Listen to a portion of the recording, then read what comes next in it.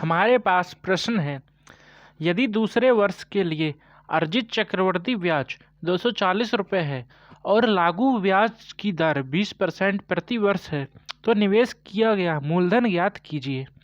और ये इसके ऑप्शंस। तो इस प्रकार के प्रश्न को किस प्रकार हल किया जाता है, आइए जानते हैं। प्रश्न में हमें दिया है चक्रवृद्धि ब्याज सिर्फ दूसरे वर्ष का, ठीक है, कितना 240।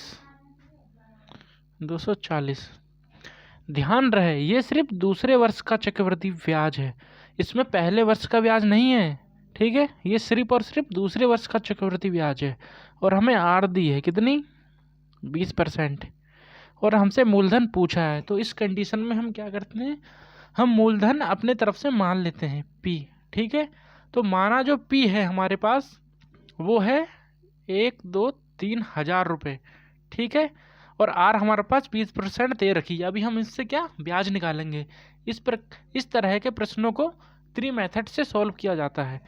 तो हमारे पास P है 1000, इसमें 20% की दर से 2 साल का ब्याज निकालेंगे, पहले और दूसरे साल का, ठीक है।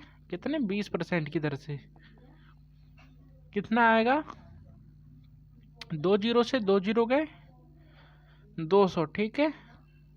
1000 का 20% कितना होगा 200। अभी 200 का 20% कितना होगा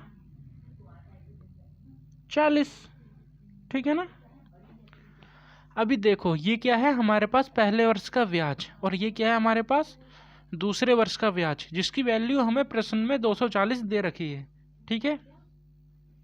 ओ ये क्या हुआ, ये देखो दूसरे साल का ब्याज कितना है हमारा 240 और 240 की वैल्यू हमें प्रश्न में 240 ही दे रखी है, ठीक है। इसका मतलब क्या हुआ, जो P हमने माना था, ठीक है 1000, तो जो रियल P है, जो रियल मूलधन है वो भी कितना 1000 ही होगा, ठीक है। तो option number A, option number 1 समझ में आया। जो हमने मूलधन माना था, ठीक है कितना 1000, जब 20% की दर से हमने उसका दूसरे साल का ब्याज निकाला तो उतना ही आया जितना उसने प्रश्न में हमें दे रखा था, ठीक है। इसका मतलब क्या हुआ 240 का मान 240, तो जो हमारा मूलधन है जो हमने 1000 माना था तो रियल का मूलधन भी 1000 ही होगा, ठीक है। Option number A. धन्यवाद।